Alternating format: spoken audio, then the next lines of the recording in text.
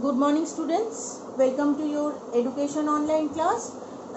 In the last class, we have started discussing the ancient Indian education, and over there we have discussed the common features of all the system of education, and we have learned that religious religious thoughts, thinking, and religion was the basis of education, and depending on different types of according to the thought, according to the thinking of the gurus, different stages and different steps of and system of education was developed in ancient education. So here, as I have told you, that you are going to learn Vedic, Brahmanic, Buddhist, and finally Muslim education.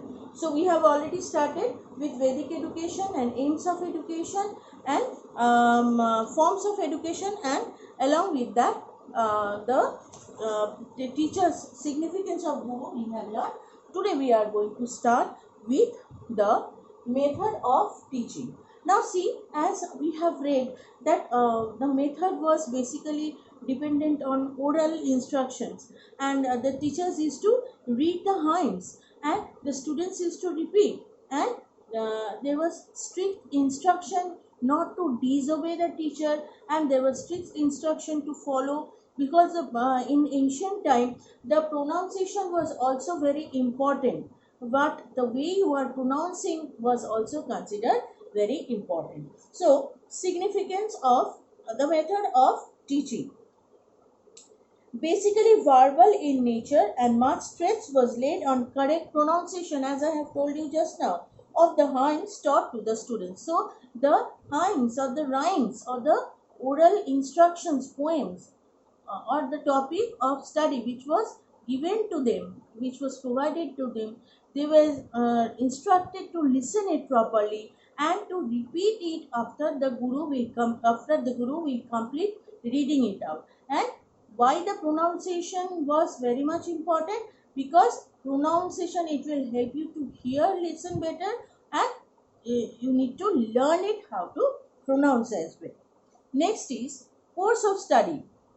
In Vedic period, the following subjects of the uh, course of study were taught: logic, Jyotish, grammar, Siksha, Chanda, Nirukta, and religions. So these are the different topics which were taught in uh, the Vedic educational system. Next, we come in Brahma Sangha. Now, what is a Sangha? Institutions like seminars where educants got opportunity to achieve their quest for higher knowledge.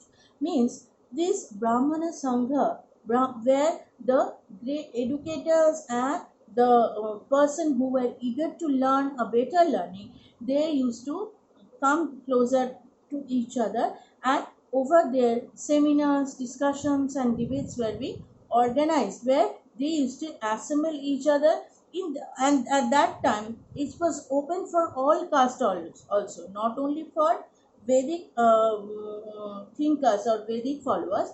It was open for all those who were interested to listen higher level of knowledge, were always welcomed over there.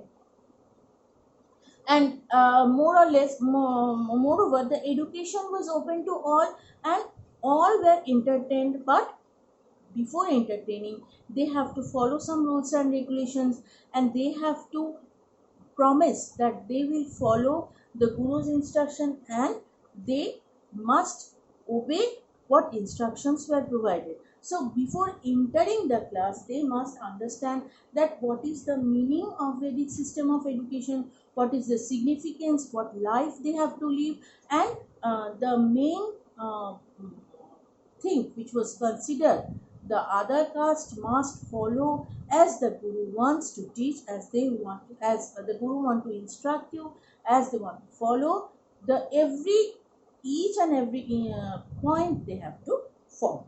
So this is all about Brahmana Sangha, and over there the oral instructions were given, just like the other students, those who were under the Vedic institutions, those who are learning, the same has to be followed by the really different the people, those who are coming from different religions. Next day we will start discussing the remaining 2 points, that is the women education and some special feature about the Vedic education. We will finish in the next part, and then we will proceed with the Brahmanic system of education. Thank you very much.